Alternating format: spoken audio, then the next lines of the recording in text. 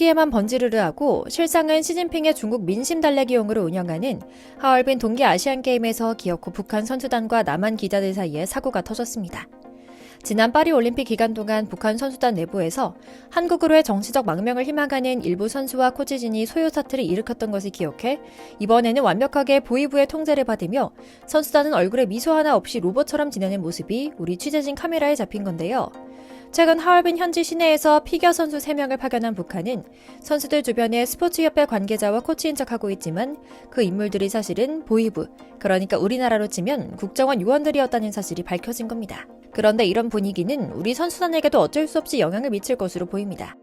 북한과 한국 선수촌이 도보로 단 20분 거리에 있는 데다 우연의 일치인지 탈북 첩보망에 걸린 코치와 선수단의 농간인지 이상하리만큼 한국과 북한 피겨 선수단 단둘이서만 훈련장을 공유하는 일이 유난히 잦기 때문인데요. 오늘은 북한이 제일 무서워하는 일, 바로 국제 스포츠 대회에서 선수들이 우리 선수들과 교류하고 또 심하게는 탈북을 시도하는 일을 막기 위해 코치진과 보위부 요원들이 바쁘게 돌아다니며 접근하는 우리 기자들에게 내뱉는 날선말들에 대한 소식 이모저모를 전해드리려고 합니다.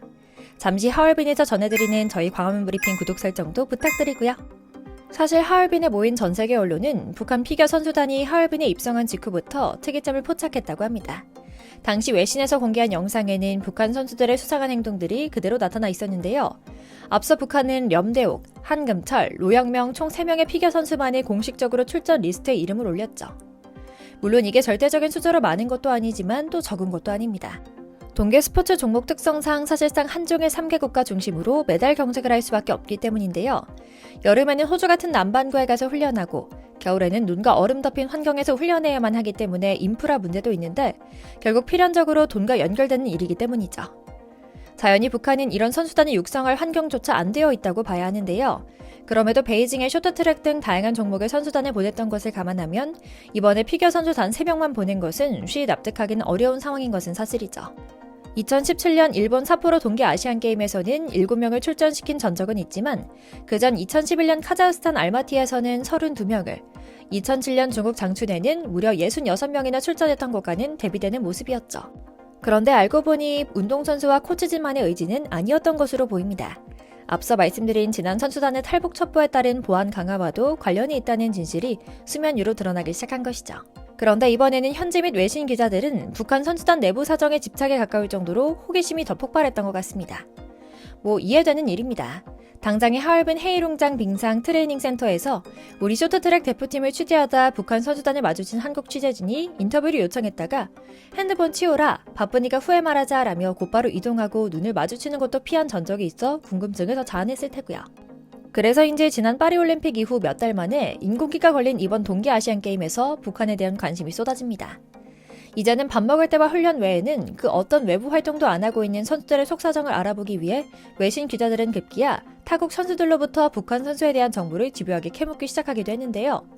그들이 훈련 때 무엇을 하고 있고 듣는 음악이 있는지, 혹은 식사 중에 어떤 대화를 나누는지 등이 주요 관심사였다고 합니다. 그런데 좀 이상합니다. 외국 선수들, 특히 중국 선수들의 목격담에 공통적으로 북한 선수들은 기괴할 정도로 단체 행동에 집착했다는 증언이 빠지지 않았거든요. 실제로 다른 나라 선수들의 목격담에 따르면 북한 선수단은 평소 숙소 밖으로 웬만해서 나오지 않았다고 합니다. 그들은 오직 훈련할 때만 잠시 모습을 드러낸다고 하는데 현재 선수촌은 선수들로 붐빌 정도는 아니었지만 각국 숙소 앞에는 자유롭게 누비는 선수들을 쉽게 볼 수 있었기 때문에 외국인들 눈에 이상해 보인 건 당연했습니다. 심지어 외신들은 공항에서 카트로 이동하는 장면만 겨우 포착할 수 있었으며 선수촌으로 배정된 호텔에 체크인한 한국 선수들도 식당에서조차 북한 선수와 마주친 적이 없다고 밝히기도 했는데요. 다만 한 가지 결정적인 비하인드 스토리가 하나 나옵니다. 숙소 근처에서 선수단을 안내하는 자원봉사자가 흡연 구역에서 북한 선수 딱 한 명을 본 적이 있었다고 하는데 물론 그조차도 얼굴을 자주 볼 수 있었던 건 아니지만 얼굴을 마주칠 때마다 꼭 인사는 했으며 이때 녹화했던 영상에서 선수들 사이의 대화라고는 보기 어려운 대화가 녹음된 겁니다. 그렇게 세상에 알려진 녹음을 보니 놀랍게도 동료 선수라고 보였던 사람은 북한 보위부 요원이었습니다. 선수단을 감시하고 누구와도 접촉하지 못하도록 따라다니는 인물이었던 건데요. 이렇듯 폐쇄적인 상황이 가능했던 이유는 충격적이게도 그들이 서로를 감시하고 있었던 것이죠. 실제로 한 관계자에 따르면 북한 선수들은 불침번을 서듯 선수들의 숙소 밖을 지키는 모습이 카메라에 담기기도 했는데요. 이는 언제라도 누군가가 몰래 탈북하는 걸 사전에 막으려는 듯 보였다고도 했죠. 물론 이해되는 부분이기도 합니다. 전 세계 최악의 국가에서 전 세계가 어떻게 돌아가고 있는지에 대한 어떤 이해도 없이 갇혀 살다가 비슷한 수준이라고 생각한 중국의 동북 지역조차 번화하여 발달한 시내에서 다른 나라 사람들을 본 북한 선수단은 그야말로 신세계에 온 것 같은 느낌일 테니까 말입니다. 거기에 더해 북한이 한국과 적대적인 두 국가론을 펴고 있다는 점도 영향을 미쳤을 겁니다. 그런데 이미 훈련장에서도 우리 선수들과 기자들이 마주한 코치진, 사실은 보이부 요원들의 냉랭한 모습을 보인 사건 하나가 생깁니다. 한 번은 한국 훈련 시간과 교묘하게 겹친 북한 선수단 관계자가 한국 취재진의 우물쭈물하던 접근에 신경질적이면서 냉랭한 반응을 보이며 뱉은 말이 화제를 모은 건데요.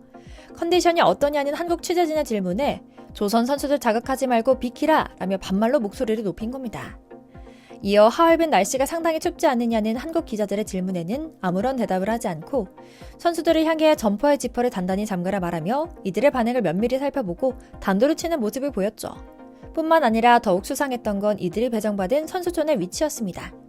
북한 선수단은 하얼빈에 위치한 선수촌 호텔 중에서도 가장 끄트머리에 위치한 곳에 짐을 풀었는데요.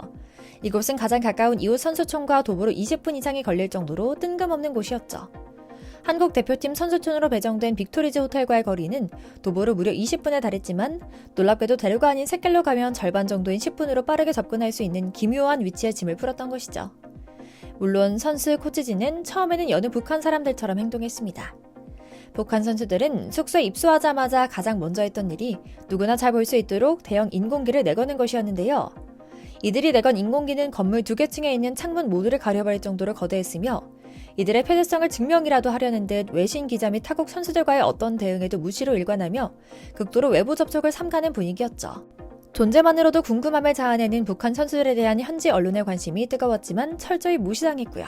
그렇다면 북한은 왜 갑자기 파리에서의 이런 탈북 리스크를 안고도 동계 아시안게임에 무리하게 선수단을 내보낸 걸까요? 바로 김정은이 아직 북한이라는 나라가 지속가능한 나라다라는 걸 인지시키려는 의도일 가능성이 높았기 때문입니다. 원래 겁에 질린 개가 더 크게 짖듯 요즘 북한은 잔뜩 겁에 질린 모양입니다. 이미 파리에서는 몇몇 북한 인사가 탈북했다는 첩보가 들려오기도 하고 최근에는 고위급 외교관의 릴레이 탈북이 이어지자 더 발작하고 있었던 것이었고요. 실제로 작년부터 쿠바와 프랑스, 중국 등지에서 북한 외교관들의 탈북이 이어지고 있는데 사실 이는 고위층의 입장에선 천국과도 같은 북한에선 결코 있어서 안 될 사건들이었던 것이죠. 여기에 스포츠 선수들만 누리고 있던 해외대회 참가라는 기회를 살려 탈북을 시도했다는 발칙한 뉴스까지 들리니 북한으로서는 치가 떨렸을 겁니다. 그런데 더 큰 문제는 이런 현상들이 비단 고위층에서만 일어나는 현상이 아니었다는 겁니다. 최근 북한은 한국 드라마나 음악을 듣거나 유통하는 젊은이들을 공개 처형한 것도 모자라 해외 유학생들과 노동자들을 대규모로 소환해 소위 사상교육을 준비하고 있는데요. 그래서인지 북한 선수단은 하얼빈 현지에서 한국 취재진이 나타나기만 하면 입을 닫은 채 빠르게 자리를 피하게 일쑤입니다. 한국 취재진이나 선수단과는 일체 접촉을 피하라는 지령이 내려졌을 가능성이 큰 겁니다. 하지만 우리는 훈련장에서 마주한 북한 선수들이 우리 선수들과 취재진을 빤히 바라보며 외치는 것을 읽어낼 수 있습니다. 제발 우리 좀 살려달라고요. 자신들이 혈맹이라 말하는 공안의 협조가 가능하다고 믿는 중국 땅에서 열린 동계 아시안게임에서조차 출전한 선수들이 행여 탈북할까 무서워 감시단까지 붙여야 하는 북한. 그들의 체제 붕괴가 현장에서 확인되는 이번 대회 역시 우리 한민족의 역사에서 중요한 변곡점이 되진 않을까 하는 생각을 하며 오늘 영상 마치겠습니다. 저희 광화문 브리핑 구독, 좋아요도 부탁드리고요. 오늘도 시청해주셔서 감사합니다.